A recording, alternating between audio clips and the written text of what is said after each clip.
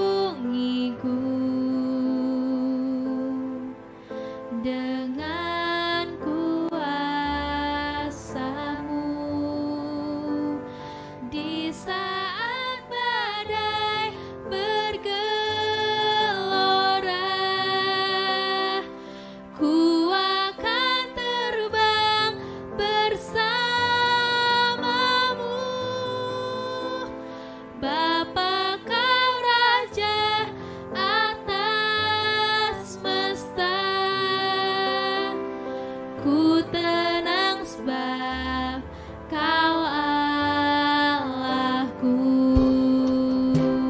Kita nyanyiin lagu ini sama-sama ya dari awal. Katakan lingkupiku. Lingkupiku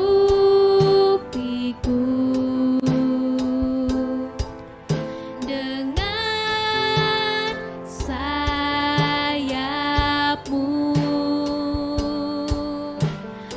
naungiku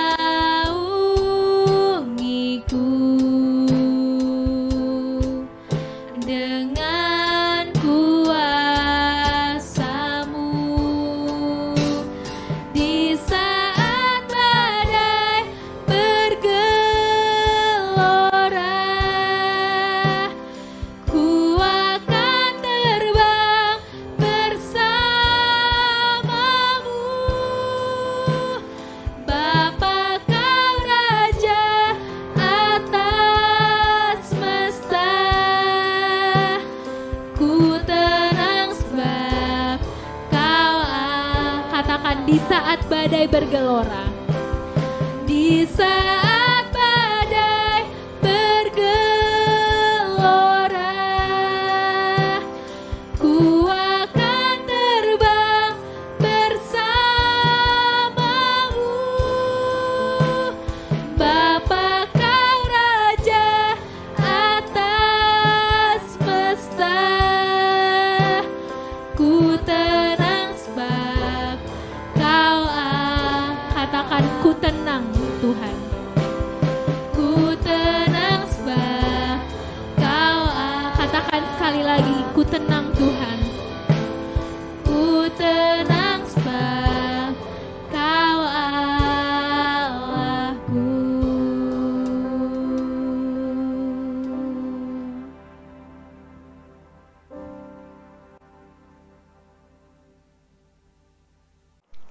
Hai, selamat pagi adik-adik sekalian. Senang sekali Kak Erna bisa bertemu dalam ibadah Creative Kid pagi hari ini. Dan sebelum Kak Erna bawa kebenaran firman Tuhan, mari kita berdoa. Kami berterima kasih Tuhan, bersyukur di pagi hari yang indah ini. Kami kembali boleh beribadah kepada Tuhan. Kami sudah memuji nama Tuhan.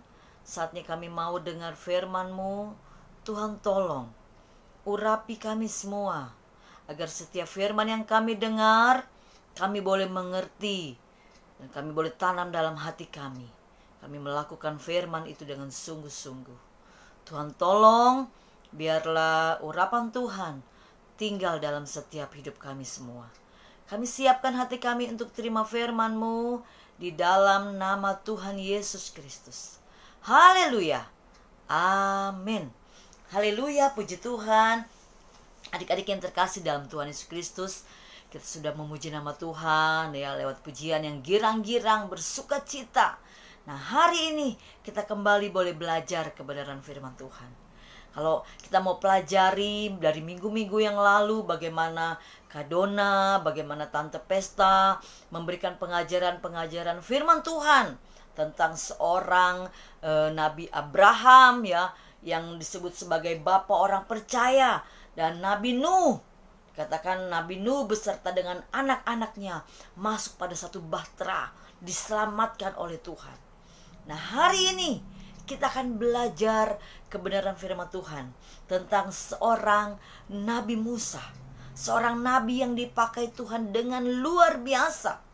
Ada banyak hal yang terjadi yang dialami oleh Nabi Musa, tapi kita boleh melihat bagaimana cara Tuhan boleh terjadi bagi seorang Nabi Musa. Dipakai Tuhan dengan luar biasa. Kalau kalian buka di dalam Alkitab kalian, di dalam Keluaran pasalnya yang kedua, Keluaran pasal yang kedua, ayat yang pertama sampai dengan ayat yang ke-10. Kita akan baca, gak usah banyak-banyak bacanya. Ya, nanti kalian pelajari di rumah. Kalian baca di rumah. Kita baca di sini dalam bersama-sama di dalam Keluaran pasal yang kedua, ayat yang pertama sampai dengan ayat yang ke-10. Dikatakan, Musa lahir dan diselamatkan. Dikatakan, seorang laki-laki dari keluarga Lewi kawin dengan seorang perempuan Lewi. Lalu mengandunglah ia dan melahirkan seorang anak laki-laki. Ketika dilihatnya bahwa anak itu cantik, disembunyikannya 3 bulan lamanya. Tetapi ia tidak dapat menyembunyikannya lebih lama lagi. Sebab itu diambilnya sebuah peti pandan, dipakalnya dengan gala-gala dan ter. Diletakkannya bayi itu di dalamnya dan ditaruhnya peti itu di tengah-tengah teberau di tepi sungai Nil. Kakaknya perempuan berdiri di tempat yang agak jauh untuk melihat apakah yang akan terjadi dengan dia. Maka datanglah putri Firaun untuk mandi di sungai Nil, sedang dayang-dayangnya berjalan-jalan di tepi sungai Nil. Lalu terlihatlah olehnya peti yang di tengah-tengah teberau itu. Maka disuruhnya hambanya perempuan untuk mengambilnya. Ketika dibukanya, dilihatnya bayi itu, dan tampaklah anak itu menangis. Sehingga belas kasihanlah ia kepadanya dan berkata, tentulah ini bayi orang Ibrani. Lalu bertanyalah kakak anak itu kepada putri Firaun, akan kupanggilkah bagi tuan putri seorang inang penyusu dari perempuan Ibrani untuk menyusukan bayi itu bagi tuan putri? Sahut putri Firaun kepadanya, baiklah. Lalu pergilah gadis itu memanggil ibu bayi itu. Maka berkatalah putri Firaun kepada ibu itu, bawalah bayi ini dan susukanlah dia bagiku, maka aku akan memberi upah kepadamu. Kemudian perempuan itu mengambil bayi itu dan menyusuinya. Ketika anak itu telah besar, dibawanyalah kepada putri Firaun yang mengangkatnya menjadi anaknya dan menamainya Musa. Sebab katanya, karena aku telah menariknya dari air. Dikatakan menamainya Musa, katanya karena aku telah menariknya dari air. Ingat baik-baik, apa arti Musa? Dikatakan, aku telah menariknya dari air. Nah, hari ini kita belajar bagaimana tentang kehidupan dari Musa. Firman Tuhan katakan, seorang nabi Musa. Nah, waktu Musa lahir, itu bangsa Israel tidak boleh melahirkan seorang bangsa Ibrani tidak boleh melahirkan seorang laki-laki. Karena apa? Waktu di Mesir, kalau ketahuan dia melahirkan seorang anak laki-laki, maka anak itu akan dibunuh. Katakan, aduh bagaimana caranya supaya anak ini tidak dibunuh? Makanya dikatakan di firman Tuhan, anak itu cantik. Wah, berarti karena bisa membayangkan bagaimana seorang laki-laki cantik. Bukan berarti dia bukan ya. Tetapi dia mempunyai paras yang elok, dia mempunyai wajah yang ganteng gitu ya, yang bagus. Dia bilang, aduh bagaimana caranya supaya anak ini tidak dibunuh. Waktu ibu ini menyusui selama 3 bulan, dia mulai berpikir. Oh iya, aku harus buang anak ini ke sungai Nil. Maka dibuatlah, firman Tuhan katakan, dipakallah gara-gara. Dikatakan dipakallah, dalam ayat yang ketiga, dipakallah gala-gala dan ter.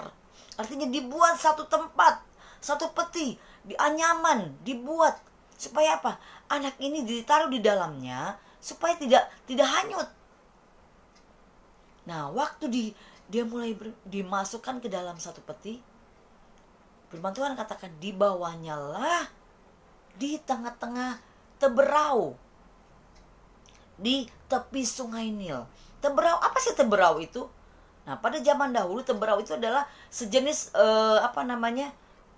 tanaman air, gitu ya, sejenis tanaman air. Dia sangat bagus, gitu. Nah, ditaruhnya, firman Tuhan katakan, ditaruhnya lah peti itu di tengah-tengah teberau, di tepi sungai Nil. Supaya apa? Dia tidak goyah peti ini. Nah, firman Tuhan katakan, maka dilihatnya lah peti itu. Waktu putri Firaun ngelihat peti itu, maka dipanggilannya hambanya. Katakan, coba lihat, buka. Saat peti itu dibuka, firman Tuhan katakan, maka menangislah Musa. Apa yang terjadi? Ini putri Firaun kata, dia bingung, dia ambil atau tidak. Tapi firman Tuhan katakan, saat dia melihat anak itu, dikatakan belas kasihanlah dia. Artinya, aduh kasihan, anak siapa ini? Dia tahu bahwa anak ini adalah anak Ibrani. Maka ini kakaknya Musa cepat-cepat datang ke putri Firaun. Dikatakan, maukah engkau mengambil anak ini? Dikatakan, kalau engkau mau ambil anak ini, aku akan cari seorang inang menyusui bayi ini. Padahal inang itu adalah ibunya sendiri. Gitu ya. Firman Tuhan katakan, maka saat bayi itu diambil oleh putri Firaun, dan dia berkata kepada kakaknya Musa ini, dia tidak tahu bahwa itu kakaknya Musa, gitu ya. Waktu saat dia bilang, oh coba engkau panggil seorang ibu yang untuk menyusui bayi ini. Katakan, udah dipanggil, disuruh jaga Musa, gitu ya. Dikasih uang lagi. Firman Tuhan katakan, aku akan memberi upah. Wah, itu satu berkat yang dia alami. Pada zaman dahulu, bangsa Israel ini ditekan habis-habisan, menjadi budak dari bangsa Mesir. Firman Tuhan katakan, aku akan memberi upah, engkau harus menyusui anak ini. Saat anak ini bertambah besar, Musa bertambah besar, baru dia berikan kepada putri Firaun. Nah, saat pertumbuhan Musa menjadi besar, menjadi dewasa, firman Tuhan katakan, mulai banyak hal yang terjadi dialami oleh Musa. Saat firman Tuhan katakan, pada saat usia dia 40 tahun, dia mulai keluar, dia melihat sekeliling yang terjadi, melihat perbudakan yang terjadi di bangsa Mesir. Dia mulai melihat bagaimana bangsa Israel, ya, bangsanya dia berkelahi dengan Mesir. Dia menjadi emosinya, dia mulai, dia marah. Yang dilakukan firman Tuhan, singkat cerita dikatakan, dia membunuh orang Mesir ini. Waktu dia membunuh, dia ketakutan. Karena apa? Saat dia mulai dia melihat hal itu, dia mulai, aduh Tuhan, saya sudah melakukan sesuatu yang membunuh bangsa Mesir. Seorang Mesir dia bunuh. Bagaimana ini? Firman Tuhan katakan di ayat-ayat selanjutnya, ada banyak hal yang terjadi. Tapi itulah awal cara Tuhan menolong, cara Tuhan memimpin Musa untuk membawa bangsa Israel keluar dari Mesir. Terjadi banyak kejadian-kejadian terjadi, ya. Sampai akhirnya Musa lari dari Mesir. Dia sembunyi karena apa? Ketakutan. Sampai akhirnya dia bertemu dengan seorang Yitro, ya, seorang imam Yitro. Dan dia memiliki beberapa anak perempuan. Sampai akhirnya Musa jatuh cinta kepada dia dan menikah dengan anak dari Yitro. Nah, mulai dari situ dia berusaha bagaimana caranya dia menyelamatkan bangsa Israel. Raja Firaun marah. Dia mulai cari cara bagaimana caranya. Oke, dia memberikan kepada Musa untuk memberikan jalan kepada Musa untuk, ayo engkau boleh keluarkan Nabi Israel, bangsa Israel keluar dari Mesir. Tapi pada saat pertengahan jalan, waktu Musa bawa bangsa Israel keluar dari Mesir, Firaun mulai berubah pikiran. Oh, nggak bisa, ini nggak bisa. Dia kejar bangsa Israel. Tapi apa yang terjadi? Karena hubungan Musa yang dekat kepada Tuhan. Karena Musa begitu dekat dengan Tuhan, kita boleh lihat bagaimana pertolongan Tuhan luar biasa. Bangsa Israel diselamatkan. Mulai terjadi terus cara-cara Tuhan yang luar biasa. Tapi itu pun bangsa Israel masih bersungut-sungut. Dia masih bilang, aduh gak bisa Musa, gak bisa. Kita udah keluar dari tempat yang sebetulnya enak. Tapi kenapa masih terjadi kelaparan? Kenapa masih terjadi kekeringan? Kenapa? Musa lari lagi kepada Tuhan. Dia berdoa lagi kepada Tuhan. Tuhan tolong, bagaimana caranya Tuhan? Ada banyak mujizat yang dialami oleh Musa untuk bangsa Israel. Supaya apa? Bangsa Israel kembali kepada Tuhan. Dia menyembah Tuhan. Dia berdoa lagi kepada Tuhan. Dia menyembah kepada Tuhan yang luar biasa. Supaya apa? Keselamatan dialami juga oleh bangsa Israel. Itu yang Musa mau. Kalau kalian belajar kebenaran firman Tuhan gitu ya, di pasal-pasal selanjutnya bagaimana Musa berdoa di Gunung Sinai. Dia minta bagaimana Tuhan tolong keselamatan terjadi bagi bangsa Israel. Dan Tuhan memberikan ilhamnya kepada Musa. Dengan akhirnya Musa membuat 2 loh batu. Supaya apa? Bangsa Israel kembali lagi percaya kepada Tuhan. Kita melihat bagaimana cara-cara yang terjadi yang Tuhan nyatakan lewat Musa. Supaya apa? Bangsa Israel, ayo engkau kembali lagi percaya yang sungguh hanya kepada Tuhan. Pada akhirnya kita melihat bagaimana cara Tuhan luar biasa. Bangsa Israel kembali percaya hanya kepada Tuhan. Dia tidak lagi percaya kepada patung-patung. Pada saat itu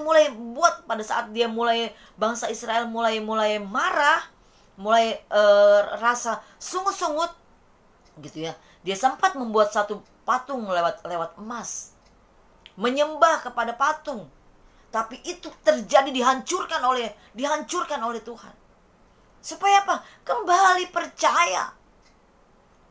Saat bangsa Israel kembali percaya kepada Tuhan, mujizat Tuhan terjadi. Kemenangan terjadi bagi bangsa Israel. Lewat hambanya, Nabi Musa. Yang Tuhan pakai dengan luar biasa. Nah, hal ini pun akan Tuhan nyatakan juga dalam setiap hidup kita. Kita bisa menjadi Musa. Seorang Musa yang dipakai oleh Tuhan. Yang Tuhan mau dalam hidup kita. Kalau kita mau dipakai oleh Tuhan, mari kita berdoa, kita baca Alkitab, kita dengar firman Tuhan baik-baik. Kita minta Tuhan menolong hidup kita. Kita minta supaya Tuhan menjaga terus hidup kita. Enggak lagi ngelawan sama papa dan mama. Kalau disuruh makan, suruh berdoa. Mama aku udah lapar, ngapain sih aku berdoa? Aku udah gak tahan nih. Tidak, tapi kita belajar dengar-dengaran. Seperti yang dilakukan oleh Musa. Dia dengar apa yang Tuhan katakan. Maka hidupnya diberkati oleh Tuhan. Nah, kalau kita mau menjadi anak-anak yang diberkati oleh Tuhan, kita harus menjadi anak yang taat. Kita harus menjadi anak yang dengar-dengaran. Kita harus menjadi anak yang belajar terus. Sering baca firman Tuhan. Hormati. Firman Tuhan katakan saat Musa disuruh membuat 10 perintah Tuhan. Ada kata-kata hormati ayah ibumu. Bagaimana kita juga harus menghormati orang tua kita. Jangan menyembah patung. Dikatakan hormati dan kuduskanlah hari Sabat. Kita menghormat pada saat hari Minggu. Kita belajar firman Tuhan. Kita siapkan hati untuk memuji nama Tuhan. Bukan lagi nonton ya kartun, nonton apa tuh SpongeBob atau apapun juga. Tapi hari Minggu ada jam yang kita siapkan untuk kita beribadah, memuji memuliakan nama Tuhan. Nah, karena yakin dan percaya, kalau kita melakukan ini semua, berkat Tuhan pun akan tercurah dalam setiap hidup kita. Kita akan menikmati berkat Tuhan. Orang tua kita diberkati oleh Tuhan lewat kehidupan kita juga. Nah, pagi hari ini, apa yang sudah kita dengar lewat kebenaran firman Tuhan, kita belajar bagaimana seorang Musa yang dipakai Tuhan, yang membawa bangsa Israel keluar dari Mesir, keluar dari perbudakan, kepada tanah Kanaan, tanah perjanjian, tanah yang dijanjikan oleh Tuhan, yang penuh dengan kelimpahan. Hal ini pun akan Allah berikan juga dalam setiap hidup kita. Keberkatan Tuhan akan Tuhan berikan dalam setiap hidup kita. Tetapi satu hal yang Allah minta dalam hidup kita, mari kita terus beribadah setia kepada Tuhan. Mari kita terus menjaga hidup kita untuk selalu dekat kepada Tuhan. Nah, adik-adik yang terkasih dalam Tuhan Yesus Kristus, ya, sebelum Kara tutup kebenaran firman Tuhan, Kara memberikan satu ayat hafalan. Kita buka di dalam Keluaran pasal yang kedua. Keluaran pasal yang kedua, ayat yang ke-25. Dikatakan Keluaran pasal yang kedua, ayat yang ke-25. Dikatakan, maka Allah melihat orang Israel itu dan Allah memperhatikan mereka. Dikatakan, maka Allah melihat orang Israel itu dan Allah memperhatikan mereka. Perhatian Allah kepada bangsa Israel sangat besar karena Allah mengasihi bangsa ini. Dan Allah juga mengasihi kita semua. Kita yakin dan percaya kalau kita selalu dekat kepada Tuhan, kita selalu bersekutu kepada Tuhan, maka Tuhan akan melimpahkan kepada kita berkat-berkat yang luar biasa dalam hidup kita. Bukan cuma buat kita pribadi, tapi juga buat keluarga kita. Allah akan curahkan berkat itu. Kita menjadi orang-orang yang takut akan Tuhan. Nah, karena yakin dan percaya kalau ini semua kita lakukan, maka Tuhan akan pakai dan memberkati hidup kita. Puji Tuhan, inilah kebenaran firman Tuhan yang dapat Kara berikan kepada kalian. Kita belajar 3 tokoh yang luar biasa. Seorang Nabi Abraham, seorang Nabi Nuh, dan hari ini kita belajar bagaimana kehidupan seorang Nabi Musa. Nah, karena yakin dan percaya, semua apa yang sudah kita dengar menjadi kekuatan, menjadi pegangan dalam hidup kita. Tuhan pun akan memakai hidup kita menjadi orang-orang, menjadi anak-anak yang luar biasa di dalam Tuhan. Mari kita berdoa. Terima kasih Tuhan. Pagi hari ini kami sudah belajar kebenaran firman Tuhan tentang seorang Nabi Musa. Kalau Engkau pakai Nabi Musa menjadi seorang nabi yang luar biasa, yang membawa bangsa Israel keluar dari perbudakan, Kau selamatkan bangsa Israel, maka kami yakin dan percaya lewat kehidupan kami, Kau membawa kami kepada keselamatan yang besar. Kau juga memberikan keselamatan kepada keluarga kami. Terima kasih Tuhan buat kebenaran firman-Mu. Taruh firman-Mu dalam hati kami. Kami yakin dan percaya apa yang sudah kami dengar tidak akan lalu dan tertanam di dalam hati kami. Terima kasih Tuhan, terpujilah nama-Mu. Di dalam nama Tuhan Yesus Kristus kami sudah berdoa dan kami sudah terima firman Tuhan. Haleluya. Amin. Terima kasih Tante Irna untuk firman Tuhannya. Melalui firman hari ini, kita jadi tahu tentang Nabi Musa. Nah sekarang sebelum kita menutup ibadah hari ini, kita berdoa dulu ya adik-adik. Lipat tangannya dan tutup matanya, kita akan berdoa. Bapa Surgawi, terima kasih untuk ibadah hari ini. Kami bisa beribadah bersama keluarga, bersama papa, mama, dan bersama adik kakak kami Tuhan. Bapa, sekarang kami akan kembali melanjutkan aktivitas kami selama seminggu ke depan. Berkati kami supaya kami bisa bersekolah, kami bisa mengerti pelajaran yang diajarkan oleh ibu guru, dan kami bisa membantu papa dan mama di rumah. Berkati juga agar kami bisa kembali beribadah dengan keluarga dan kakak-kakak pada minggu depan. Dalam nama Yesus kami telah berdoa. Amin. Selamat hari Minggu adik-adik, sampai jumpa minggu depan.